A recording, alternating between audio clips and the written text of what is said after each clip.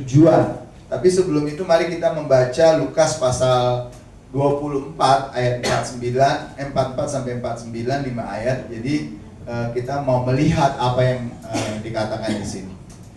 Kalau Bapak Ibu sudah dapat Alkitabnya, silahkan berdiri, kita akan baca bergantian. 44 sampai 49. Saya mulai ayat 44. Sudah dapat semua? Ia berkata kepada mereka, inilah perkataanku yang telah kukatakan kepadamu ketika aku masih bersama-sama dengan kamu, yakni bahwa harus digenapi semua yang ada tertulis tentang aku dalam kitab Taurat Musa dan kitab Nabi-Nabi dan kitab Mazmur. Lalu yang membuka pikiran mereka sehingga mereka mengerti kitab suci.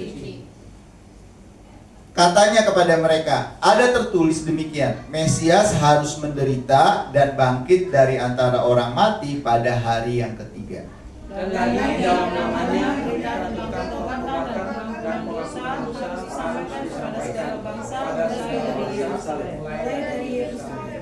Kamu adalah saksi dari semuanya ini. Dan aku akan mengirim kepadamu apa yang dijanjikan Bapakku, tetapi kamu harus tinggal di dalam kota ini sampai kamu diperlengkapi dengan kekuasaan dari tempat ini. Amin, haleluya. Silakan duduk Bapak Ibu, saudara yang dikasih Tuhan. Kita adalah orang-orang yang berbahagia karena masih dapat kesempatan membaca Alkitab, ya kan, mendengarkan firman Tuhan, merenungkannya sama-sama, dan Bapak Ibu pasti diberkati Tuhan ketika firman Tuhan itu menjadi bagian perjalanan kehidupan kita. Sekali lagi Bapak Ibu, di 40 hari itu adalah masa-masa yang luar biasa. Pertama-tama habis puasa 40 hari Yesus dicobai oleh iblis. Ada 3 tantangan yang dialami oleh Tuhan Yesus. Tapi Bapak Ibu Saudara yang dikasih Tuhan, yang menjadi pembicaraan kita hari ini adalah 40 hari setelah Yesus bangkit dan sampai dia naik ke surga itu apa saja sih yang dia lakukan? Karena kemarin-kemarin kita bahas bagaimana murid-murid ketakutan dengar Yesus bangkit. Ada yang nggak percaya, ada yang bahkan Thomas masih belum percaya. Teman-teman yang lain, murid-murid yang lain udah mengatakan Yesus bangkit, mereka nggak ada yang percaya. Tapi rahasianya di sini di ayat 45-nya. Lalu ia membuka pikiran mereka sehingga mereka mengerti kitab suci. Tuhan Yesus sudah banyak mengatakan, tadi bacaan kita seperti yang sudah kukatakan kepadamu, ada banyak hal yang disampaikan tentang dia akan menderita, dia juga akan bangkit dan lain sebagainya. Tapi kenyataannya murid-murid nggak mengerti apa yang disampaikan. Sampai akhirnya Yesus membuka pikiran mereka. Dan dikatakan di ayat 45 itu sehingga mereka mengerti kitab suci. Ini kuncinya Bapak Ibu. Bapak Ibu tidak akan pernah mengerti apa yang disampaikan oleh Tuhan di dalam firman-Nya. Bapak Ibu gak akan pernah mengerti ketika berdatang beribadah ke gereja, gak pernah akan mengerti apa yang dikhotbahkan sama pendetanya, kalau Bapak Ibu tidak pernah membuka pikiran. Jadi duduk aja sini, udah bodoh, ntar udah selesai ya udah pulang gitu. Kita nggak akan pernah dapat apa. Nah Bapak Ibu Saudara yang dikasih Tuhan, pertama-tama di sini dikatakan bahwa di antara 2 masa 40 hari itu kita melihat fakta yang sangat jelas.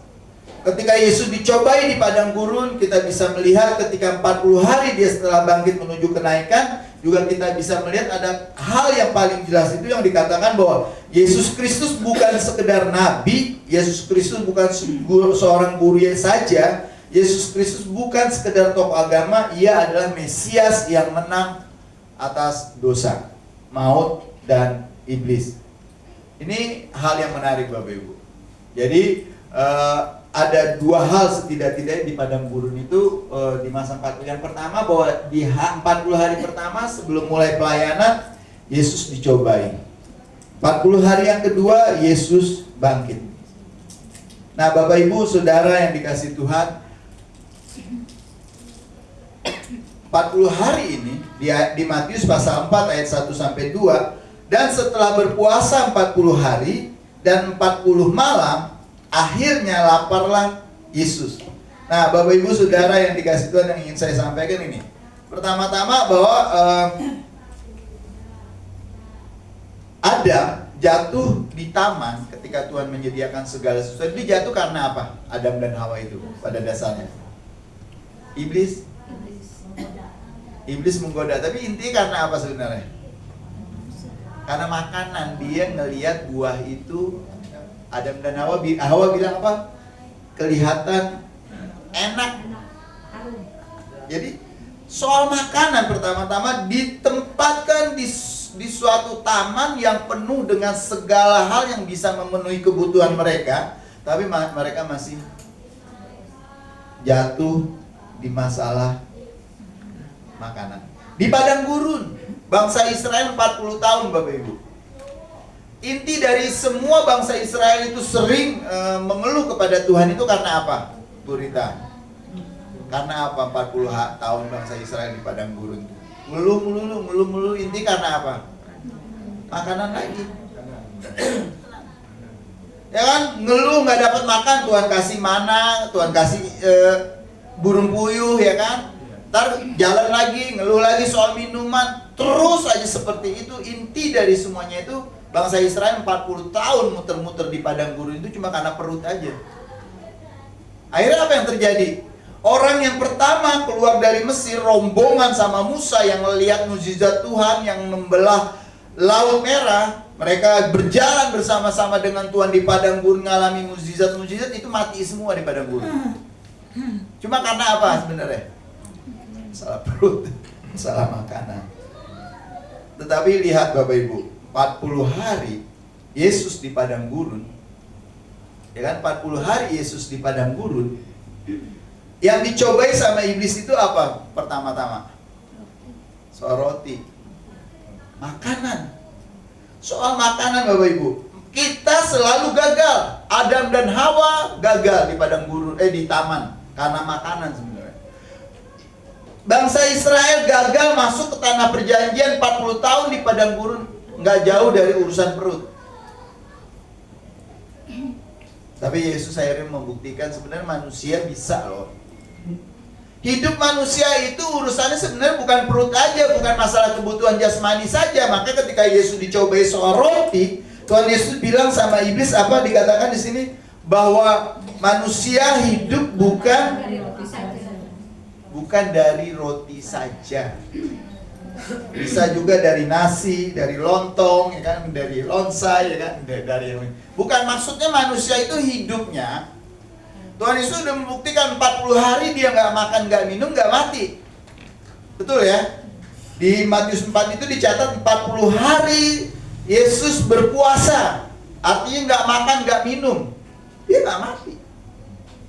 Bahkan di saat-saat penghujung masa-masa krisisnya, iblis nyoba gitu. Kan kamu anak Allah. Kalau emang benar, bukan rubah batu jadi roti. Makanya Tuhan Yesus bilang manusia hidup bukan dari roti saja. Iblis mencobai kita membuat manusia percaya yang penting itu perut. Kalau perut kenyang, otaknya bisa mikir, kan gitu kan. Kalau perutnya kosong, keroncongan, gimana mau mikir? Nah, kita sering dibilang kayak gitu. Makanya ada banyak orang melakukan segala cara untuk yang penting perutnya kenyang. Yang penting perutnya kenyang. Tapi Tuhan Yesus sekali lagi bilang manusia hidup bukan dari roti saja. Kita ini hidup kita bukan masalah jasmani aja Bapak Ibu. Di tubuh kita ini ada jiwa, ada roh, ada juga yang disebut kesadaran, kebenaran. Kita membutuhkan kekekalan dan lain sebagainya. Makanya hidup kita itu jangan hanya fokus kepada masalah makanan saja. Artinya jangan ke masalah jasmani saja.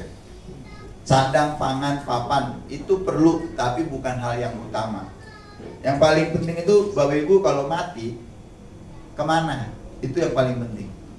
Maka suatu kali Tuhan Yesus pernah bilang, apa gunanya orang mendapatkan seisi dunia kalau dia kehilangan nyawanya? Lebih baik dia tangannya buntung, dia masuk ke surga dengan tangan buntung. Lebih baik dia masuk ke surga dengan satu mata. Lebih baik dia masuk ke surga dengan satu kaki. Artinya bagi Tuhan Yesus itu hal-hal yang penting. Terus yang kedua apa sih yang membuat manusia sering kalah nih? Masalah popularitas Bapak Ibu, ketenaran. Sekali lagi zaman sekarang orang sering tuh mengukur hidupnya berharga atau tidak berapa banyak yang nge-like dia di Facebook. Berapa banyak yang view dia di YouTube. Berapa banyak yang view dan nge-like dia di TikTok misalnya, di Instagram, dan itu ukuran popularitas. Makanya Tuhan Yesus dicobai sama iblis. Kalau kamu anak Allah, jatuhkan dirimu di sini. Bukannya Tuhan bilang, Bapak dibilang bahwa dia akan mengirim malaikat untuk menantang engkau. Ada sensasi ketenaran di situ. Iblis menawarkan kepada Tuhan Yesus, kalau mau hebat, kalau mau populer, tanpa harus lewat jalan salib, bisa. Kamu ikutin saya aja. Di dunia ini kan kayak gitu, Bapak. Banyak orang pengen instan, pengen kayaknya instan, punya duit banyak, nggak mau usaha, ya kan? Pengen dapat sekolah yang bagus tapi malas belajar. Nanti kalau udah kuliah pengen dapat kerja tapi kuliahnya asal-asalan. Dan udah dapat kerja pengen dapat gaji yang bagus, yang gede, tapi kerjanya juga asal-asalan. Yang nggak bisa, Bapak Ibu. Harus melalui proses, ada penderitaan. Yesus mendapat kemuliaan ketika dikatakan oleh Paulus, dia dikaruniai nama di atas segala nama. Bahkan malaikat-malaikat aja masih kalah namanya dibandingkan nama Yesus. Maka ketika kita berdoa, orang sakit didoakan dalam nama Yesus, dia melalui salib dulu. Nggak langsung dapat kemuliaan walaupun dia setara dengan Bapa dan dia itu adalah Allah itu sendiri. Tapi dia tidak menganggap itu sebagai hal yang harus dipertahankan ketika dia jadi manusia. Dia belajar saat dia melalui jalan salib. Bapak Ibu Saudara yang dikasihi Tuhan, kita mau mengalami mukjizat, mau mengalami berkat Tuhan dalam hidup kita, tapi nggak pernah mau jadi orang yang taat akan firman Tuhan. Jangan pernah berharap. Kalau iklan yang jin tuh ada tuh iklan rokok, apa katanya? Mimpi. Mau dapat mukjizat, mau diberkati Tuhan, tapi nggak pernah jadi orang yang taat. Gimana itu mimpi, Bapak Ibu? Paling dapat rezeki ya udah segitu-segitu aja, nggak akan pernah lebih diberkati. Tapi kalau mau diberkati lebih, belajarlah jadi orang taat. Yang kerja taatlah sama peraturan perusahaan, taatlah sama pimpinan. Yang sekolah, ya taatlah sama guru, sama aturan-aturan sekolah. Bapak Ibu Saudara yang dikasihi Tuhan, gak pernah akan ada kemuliaan atau mahkota kalau tidak melalui jalan salib. Semuanya itu ditolak oleh Tuhan Yesus. Dia mencoba pencobaan, dia ingin melalui menerima kemuliaan, mendapatkan kuasa melalui jalan yang memang harus di. Makanya ketika disalib, ketika dibaptis sama Yohanes nggak bilang melepas tali kasutnya pun aku nggak layak. Dan ketika Yesus datang, dia bilang harusnya aku yang dibaptis. Tapi Tuhan Yesus bilang biarlah apa yang sudah menjadi ketetapan itu berlaku. Dia belajar jadi taat. Ketika dibaptis, habis dibaptis, maka suara di surga mengatakan, inilah anak yang kukasihi dan kepadanya aku berkenan. Dengarkanlah dia. Bapak Ibu Saudara yang dikasihi Tuhan, nggak ada cara-cara instan di dalam kehidupan kita, di dalam iman kita, di dalam perjalanan. Semuanya ini ada proses. Ada proses. Yang ketiga, 40 hari di padang gurun itu, cobaan iblis itu kuasa, kan dikatakan semua kerajaan iblis ngajak Yesus naik ke atas bait suci, lalu dia bilang, lihat deh, dikasih gambaran dunia. Semua kerajaan dunia ini akan kuberikan kepadamu, kata iblis. Tapi Tuhan Yesus bilang apa? Enggak. Kamu hanya perlu tunduk bersujud kepada Allah saja. Bapak Ibu, iblis menawarkan kemuliaan tanpa taat kepada Tuhan. Bukan ada banyak orang pengen kayak gini, ya kan? Pengen dapat kerja gampangnya, ya udah nyogok. Pengen sekolah biar cepat lulus, ya kan? Ngasih duit ke gurunya, ya kan? Nyogok dan lain sebagainya. Ada banyak cara yang sering dilakukan manusia dengan cara-cara instan. Mereka nggak mau proses. Kita mau dapat kekayaan, Makanya ada Gunung Kawi gitu. Orang sering pergi ke Gunung Kawi gitu. Ada nggak yang pergi ke Gunung Kawi gitu? Tante Sun pernah ke Gunung Kawi? Kalau kami udah lewat 2 kali ke Gunung Kawi. Di Malang, Batu. Di Malang itu kan Gunung Kawi di Malang. Jadi kita lewat ada beberapa kali. Bapak Ibu, ada banyak sampai hari ini bahkan orang rela menjual iman. Cuma biar tenar, biar populer, biar jalannya gampang, biar dapat jabatan, biar dapat posisi. Ini kemarin yang lagi heboh lagi nih, ada seorang dokter yang juga seleb YouTuber ya, dokter kecantikan. Dulu heboh katanya dia mualaf, sekarang heboh lagi. Ternyata dia jadi mualaf, KTP-nya masih Kristen gitu. Bapak Ibu Saudara yang ada juga pesulap dulu yang matanya aneh tuh, ya, masuk Islam. Katanya mualaf rame segala macam, tapi sampai sehari ini nggak jelas imannya apa. Ada banyak orang mencari cara-cara yang gampang, mencari cara-cara yang mudah. Oleh karena itu Bapak Ibu Saudara yang dikasih Tuhan, ada pertanyaan yang disampaikan begini. Mengapa Yesus harus sampai mengalami pencobaan di padang gurun? Kenapa dia harus dicobai? Karena Yesus datang sebagai Adam yang terakhir. Adam dicobai gagal, dan Yesus ingin mengasih tahu bahwa dia dicobai gak gagal. Bisa kok sebab. Makanya kan ketika ada di dalam dunia, Yesus selalu bilang dia anak manusia. Dan dia ingin kasih tahu ke saudara dan saya bahwa pencobaan-pencobaan yang kita alami itu bisa kita atasi. Makanya Paulus pernah ngomong, pencobaan-pencobaan yang kamu alami itu adalah pencobaan biasa yang tidak pernah melampaui kekuatanmu sebagai manusia. Dan Paulus ingetin lagi, karena apa? Karena apa kok Andi? Tuhan itu setia dan adil. Ia akan memberi pertolongan pada waktunya. Bapak Ibu Saudara, Tuhan yang sudah kasih tahu, makanya jangan lebay lah. Hidup ngeluh, aduh beban saya berat nih, aduh saya pikul salib nih, aduh saya begini. Enggak Bapak Ibu, semua itu bisa kamu tanggung, karena Yesus sudah kasih contoh. Payan ngomong gampang lah. Tanya sama Bu Yanti, berapa banyak beban yang harus ditanggung sama kita kami, berapa banyak badai yang harus dilalui. Bapak Ibu, Tuhan bilang belum sampai kamu harus mati. Tapi ingat satu hal, di semua masalah, pergumulan, persoalan, apapun yang kau hadapi di dalam perjalanan hidup ini, satu hal ingat, Tuhan itu setia dan adil. Dia akan memberi pertolongan kepadamu pada, ini yang orang gak sabar, waktunya Tuhan. Tuhan akan memberi pertolongan kepada kita pada waktunya Tuhan. Akan memberi jalan keluar. Kamu jadi kuat dulu ngadepin masalah. Kamu harus kuat dulu ngadepin pergumulan, baru ntar saya kasih duit 1 triliun. Gitu ya, parah ya. Bapak Ibu Saudara yang dikasih Tuhan, Ia bukan datang sebagai pengajar saja. Yesus datang ke dunia ini untuk ingin menunjukkan kepada kita, Dia bukan sekedar rabi, bukan sekedar membuat mukjizat. Dia juga jadi manusia seperti saudara dan saya, mengalami pergumulan. Maka di Ibrani 4 ayat 15 dikatakan, Ia telah dicobai hanya tidak berbuat dosa. Yesus masuk ke dalam pergumulan manusia, pencobaan, masalah popularitas, masalah perut, masalah kekayaan, dia dicobai, masalah kekuasaan, dia dicobai. Dan itu semua intinya yang kita alami dalam kehidupan kita, Bapak Ibu.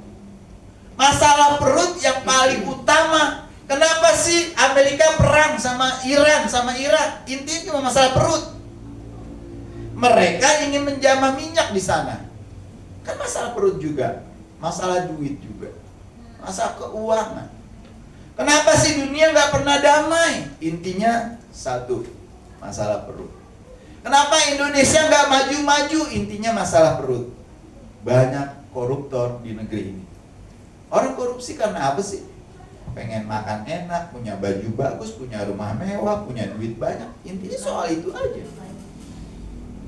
Bapak Ibu Saudara yang dikasih, coba kalau di Indonesia nggak ada korupsi, Bu Rita mungkin udah datang ke gereja ini naik mobil Mercy kali Bu ya. Pak Bernadi mungkin bawa BMW, ya kan? Ria juga ya kan bawa mobil Mercy, semuanya pada bawa mobil-mobil mahal datang ke gereja ini. Tapi apa daya, karena masalah perut kita akhirnya terpaksa harus naik Transjakarta. Udah gitu naik pakai kartu gratis lagi. Bu Rita udah bikin belum? Saya belum bikin, dia masuk 60 mau bikin. Bapak Ibu, karena itu Yesus itu ingin memberitahukan kepada kita, dia bukan Tuhan yang jauh, dia Tuhan yang dekat. Dia yang mengalami semua yang kita alami. 40 hari setelah kebangkitan, setelah bangkit dia menunggu waktu 40 hari untuk membuktikan bahwa Yesus itu benar-benar hidup. Makanya di Kisah Para Rasul dikatakan gini, Kisah Rasul 1 ayat 3 ya.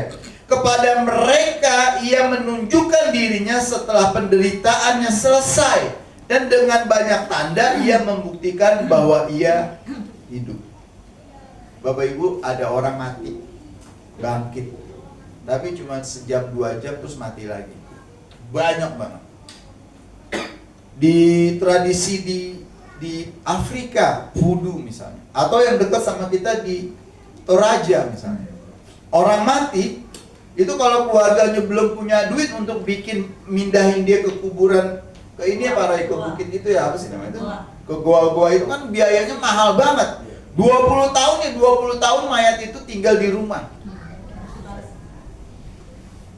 Dia harus ngumpulin duit, setelah itu baru dia ini mayat itu bisa naik sendiri, jalan sendiri ke lubang kubur itu. Kalau dia di Afrika, di Pudu ada, setiap tahun mereka punya ritual bangkitin mayat untuk didandanin lagi. Jadi mereka dibuka kuburannya, dibangunin lagi, terus didandanin lagi. Kalau yang perempuan di make upin lagi, dikasih baju baru lagi, terus masuk lagi. Yesus bangkit 40 hari untuk membuktikan apa namanya? Dia benar-benar bangkit, hidup, bukan pura-pura, bukan sekedar bangkit biar orang tahu. Enggak, itu tadi dikatakan di Kisah Rasul 1 ayat 3 ini apa? Untuk menunjukkan dirinya setelah penderitaan selesai, dengan banyak tanda ia membuktikan bahwa ia hidup. Yesus membuktikan bahwa ia hidup. Jadi Bapak Ibu Saudara yang dikasih Tuhan, satu hal yang menjadi senang saya sampai hari ini, karena masih ada pergumulan tentang keyakinan iman, tapi sampai hari ini saya masih mensyukuri satu hal yang membuktikan ini. Satu, kekristenan itu bukan cerita dongeng saja, tapi itu peristiwa yang terjadi. Tapi coba Bapak Ibu, kalau ada ajaran-ajaran di agama tertentu, itu ajaran begini, si A bilang kata si B mengatakan dari yang dia dengar dari si C mendengar dari kata Nabi ini. Bayangin Bapak Ibu, dari sini, nggak jelas ngomongannya itu dari siapa sumbernya. Ada seorang nabi yang karena ingin menyaingi Tuhan Yesus itu kan naik ke surga, disaksikan lebih dari 500 orang. Siang hari sampai orang-orang yang menyaksikan Yesus naik ke surga itu melihat dia sampai nggak bisa melihat lagi karena sudah ditutupi awan-awan. Ada nabi yang katanya orang ini mendengar dari si dia yang menceritakan, dia itu diceritakan oleh orang ini bilang dari dia. Ada 7 orang yang menceritakan tentang itu, berantai sampai akhirnya orang itu nulis. Nabi ini naik ke surga, ke langit ke-7, terima perintah untuk sembahyang, tawar-tawaran dari 50 rakaat sampai jadi 5 rakaat. Cerita yang gak bisa dipertanggungjawabkan. Tapi Bapak Ibu, kebangkitan Yesus dicatat. Makanya dia hidup 40 hari. 40 hari itu hidupnya malam aja gak? Atau siang malam? Artinya ada banyak orang lihat. Salah satunya Lukas yang menyaksikan, dia bukan murid Yesus. Tapi dia menyaksikan, dia mengalami, dia melihat. Makanya dicatat sama Lukas. Lukas nulis di Kisah Para Rasul itu bukan kata Petrus, Petrus katanya si Anu kata bukan. Dia mendasar pengalaman hidupnya dan kesaksian banyak orang. Kekristenan, kebangkitan Yesus bukan sekedar khayalan murid-murid yang stres. Murid-murid, kata orang ada juga gitu secara psikologi, murid-murid itu halusinasi. Apa tuh namanya? Menghayal. Halusinasi rame-rame. Halusinasi rame-rame. Menghayal. Kenapa? Karena murid-murid mengharapkan Yesus itu sebagai raja, sebagai orang yang membebaskan bangsa Israel dari penjajahan. Tiba-tiba sekarang dia mati, disalibkan, dan dikubur. Yesus sudah bangkit, perempuan-perempuan udah ngasih tahu Yesus sudah bangkit. Mereka ketakutan. Mereka sembunyi, akhirnya dalam kesembunyian mereka berdoa. Orang bilang mereka kayak kemasukan gitu, Bapak. Lalu muncul pikiran bahwa Yesus itu bangkit. Dan itu cuma hayalan, halusinasi. Yesus nggak benar-benar bangkit, tapi kenyataannya, catatannya ada, Bapak Ibu. Selama 40 hari, sekali lagi Tuhan Yesus menampakkan ke banyak orang. Pertama sama siapa? Perempuan-perempuan yang datang ke kuburan. Terus yang kedua, dia menampakkan diri ke murid-murid yang lagi ngumpul di dalam ruangan. Terus yang ketiga, dia menampakkan diri lagi ke murid-murid ditambah sama si Thomas. Terus apalagi dia menampakkan diri lagi sama murid-murid ketika murid-murid lagi pergi nangkep ikan di danau. Dia ngasih tahu, ada nggak makanan sama kamu? Tapi tahu-tahu dia udah bakar ikan. Untuk ngasih tahu dia hidup loh. Kalau roh yang orang mati pura-pura hidup kayak tuyul gitu, kayak pocong gitu, bisa nggak makan? Nggak bisa makan mereka. Tapi Yesus ngasih tahu nih, gue bisa makan nih, saya bisa makan. Saya hidup loh, hidup beneran loh. Ngobrol, berbicara, ya, tunjukin, kasih tahu sama murid. Bahkan hal-hal yang dia lakukan itu untuk membuktikan bahwa dia hidup. Bapak Ibu Saudara yang dikasihi Tuhan, kekristenan bukan, sekali lagi, bukan dongeng, bukan mistik, tapi kenyataan. Nah, kebangkitan Yesus adalah fakta historis, bukti yang jelas, yang nyata. Kubur dia kosong gitu. Yesus tidak bangkit. Jika Yesus tidak bangkit, kenapa kuburnya kosong? Dan kemarin kalau kita dapat kesempatan nanti pergi ke Yerusalem, Amin. kita akan ketemu sampai banyak orang Indonesia, ada ribuan orang udah pergi ke Yerusalem ngelihat kubur Yesus. Dan kubur itu kosong. Sementara orang-orang nih yang sebentar lagi mau dirayakan nih Lebaran Haji, pergi tuh ke sana, ada kuburan di sana, dan kuburannya masih ada orangnya, ada mayatnya. Nggak tahu mayat itu dijadi tanah kali ya, nggak tahu juga. Tapi kubur Yesus kosong sampai hari ini, nggak ada orang yang menyanggah. Mau orang Yahudi, mau orang Romawi, mau orang Yunani, mau siapa aja, nggak ada yang bilang bohong. Orang Kristen tuh bohong. Kubur Yesus tuh ada tuh kuburannya. Iya ada kuburan, tapi kosong. Ibu Saudara yang dikasihi Tuhan, jika Yesus tidak bangkit, kenapa gereja mula-mula di kota tempat ia disalibkan, gereja lahir di situ gitu. Dan yang menariknya nih, yang terakhir yang ingin saya sampaikan, kalau Yesus tidak bangkit, murid-murid dia tuh matinya cara-caranya luar biasa, bro. Petrus disalib terbalik. Karena Petrus mau disalib, tapi dia bilang saya nggak layak.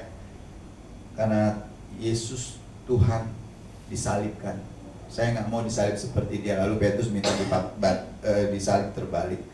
Lalu ada si Andreas disalib dengan tanda X. Dia nggak mau disalib kayak Yesus juga. Dia biarin saya disalib. Ini seharusnya kakinya juga kayak gini, jadi dia disalibnya kayak gini. Lalu Yohanes, karena murid yang dikasih, dia mati dengan cara yang wajar. Tapi lihat Bapak Ibu, ini yang menarik nih. Si Yakobus sama Filipus, dia nggak mau disalib kayak Yesus. udah dia maunya disalib kayak gitu. Kakinya dipaku terus tangannya digantung gitu. Dia nggak mau sama. Tapi semuanya itu yang lebih sedih nih Bapak Ibu, si Bartolomeus, ada namanya Bartolomeus. Itu dikulitin hidup-hidup. Bapak Ibu bayang nggak? Kalau lebaran haji, kalau orang korban kita tahu ya, motong kambing, digantung, terus dikulitin. Tapi coba manusia dikulitin hidup-hidup. Banyak murid-murid matinya nih. Simon dibelah dua dengan gergaji. Yakobus yang lebih sakit matinya, ditimpukin sama batu sampai mati.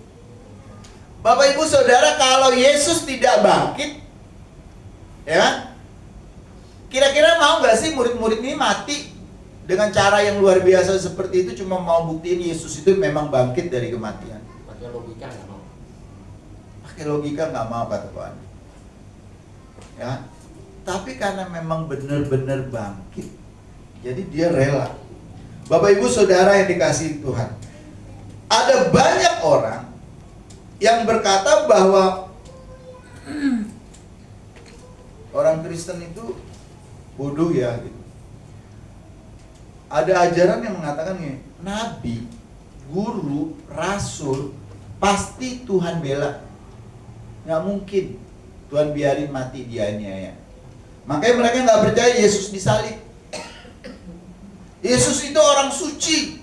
Makanya saudara-saudara kita Muslim bilang, kami yang belain Nabi Isa, kami memuliakan dia. Dia nggak mungkin disalib. Tuhan itu sayang sama nabi-nabinya. Tapi kita percaya Yesus mati disalib, karena melalui penyalipan ada penebusan dosa. Orang lupa ini Bapak Ibu.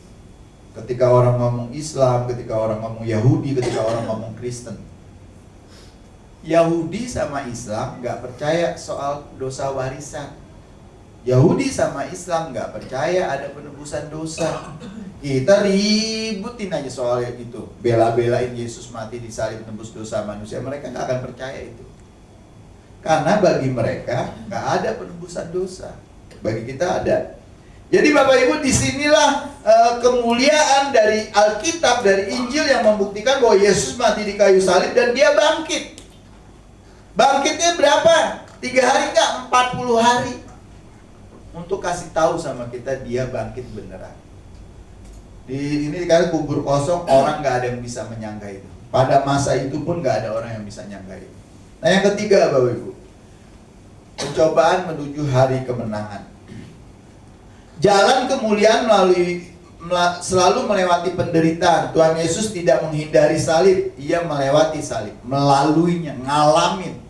Dan karena ia menang, orang percaya juga punya pengharapan. Bapak Ibu Saudara dan saya memiliki pengharapan untuk mengalami kemenangan seperti ini. Bapak Ibu, ketika kita mengalami pencobaan, ketika kita mengalami pergumulan, jangan bertanya gitu Bapak Ibu. Jangan heran kalau kita selalu ada di dalam padang gurun, seperti bangsa Israel, muter-muter aja. Kadang-kadang Tuhan izinkan kita mengalami masalah. Kadang-kadang Tuhan izinkan kita kelaparan. Kadang-kadang Tuhan izinkan kita sakit. Kadang-kadang Tuhan izinkan kita dikucilkan, diremehin, difitnah. Kadang-kadang diizinkan Tuhan untuk menolong kita menyadari bahwa untuk menerima kemuliaan, untuk menerima berkat, itu nggak ada cara instan. Harus dilalui melalui ketaatan kepada Tuhan. Yesus pernah dicobai di padang gurun, tapi dia menang. Yesus pernah disalib. Kata yang digunakan pernah disalib. Jadi bukan Yesus disalib, Yesus pernah disalib, mati, dan dia bangkit. Padang gurun bukan tanda Tuhan meninggalkan kita Bapak Ibu. Ketika Bapak Ibu dalam persoalan, pergumulan, masalah yang kayaknya nggak selesai-selesai, bukan berarti Tuhan nggak ada, bukan berarti Tuhan nggak melihat, bukan berarti Tuhan tidak memperhatikan, bukan berarti Tuhan tidak menyediakan tangan untuk menolong kita.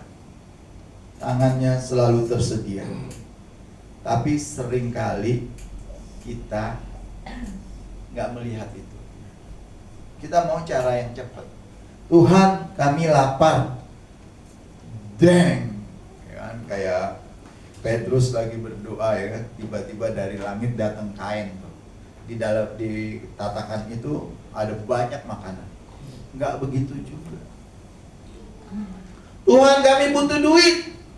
Tiba-tiba Tuhan kirim uang bergepok-gepok ya. Sampai kita kelalet kebanyakan duit ya. Nggak begitu juga kata Tuhan. Bapak Ibu Saudara yang dikasih Tuhan, orang yang hanya melihat penderitaan saya saja, pergumulannya saja, kesusahannya saja, tidak akan pernah melihat kemuliaan Tuhan. Jangan lihat hanya salib Yesus saja, tapi lihat kebangkitannya juga. Jangan lihat hanya kematiannya di kubur, tapi lihat juga surga yang dia duduki sekarang. Jangan lihat keputusasaan seperti para murid, tapi lihatlah ada janji kekal, ada pengharapan. Karena janji Tuhan Yesus mengatakan, aku sekali-sekali tidak akan meninggalkan engkau dan sekali-sekali tidak akan membiarkan engkau. Bapak Ibu Saudara yang dikasih Tuhan, 40 hari di padang gurun membuktikan bahwa Yesus tidak berdosa. Dicobai kata surat Ibrani, tapi ia tidak berdosa.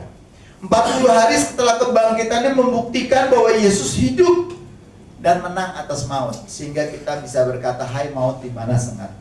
Orang Kristen mati cuma sekali Bapak Ibu, tapi hidup 2 kali.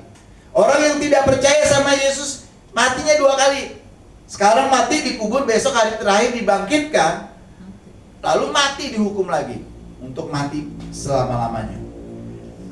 Di awal pelayanannya, iblis mencoba Yesus untuk menghancurkan dia agar gagal. Tapi di akhir pelayanannya, kita bisa bilang, hai maut di mana sengatmu.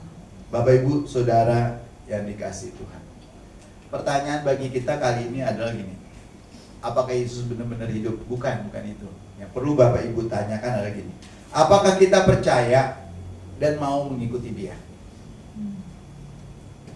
Bapak Ibu Saudara yang dikasih Tuhan, jika Yesus memang menang atas pencobaan, mengapa kita masih menyerah kepada dosa? Walaupun kadang-kadang kita sering bilang gini, daging lemah, roh penurut. Tapi Tuhan Yesus membuktikan dia bisa mengalahkan cobaan itu di padang gurun. Ada 3, masalah perut, roti, masalah kekuasaan, popularitas, terus masalah kejayaan. 3 hal yang dicobai Tuhan, dialami oleh Yesus, semua itu bisa dilalui.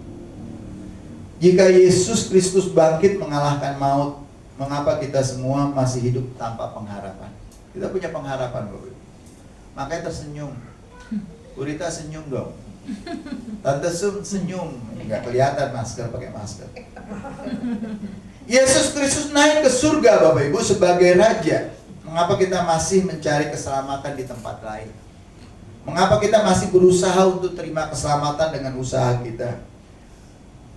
Hari ini Tuhan Yesus ingin mengajak kita, mari ikutlah aku. Bapak Ibu, padang gurun sekali lagi akan melahirkan kemuliaan. Pencobaan akan melahirkan kemenangan. Salib akan melahirkan tahta kemuliaan. Mari kita tunduk kepala, kita berdoa.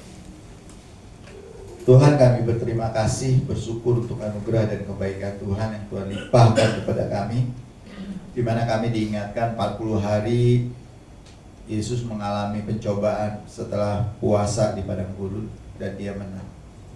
40 hari setelah mengalahkan maut, Yesus hidup untuk membuktikan dia hidup, benar-benar hidup, sehingga kami memiliki pengharapan yang pasti. Tuhan, tolong kami meteraikan Roh Kudus di dalam hidup kami, semua yang kami dengar hari ini, agar menjadi motivasi bagi kami dalam kami mengiring Engkau. Di dalam nama Tuhan Yesus kami bersyukur untuk firman-Mu. Haleluya. Amin. Mari kita sambut firman Tuhan dengan pujian.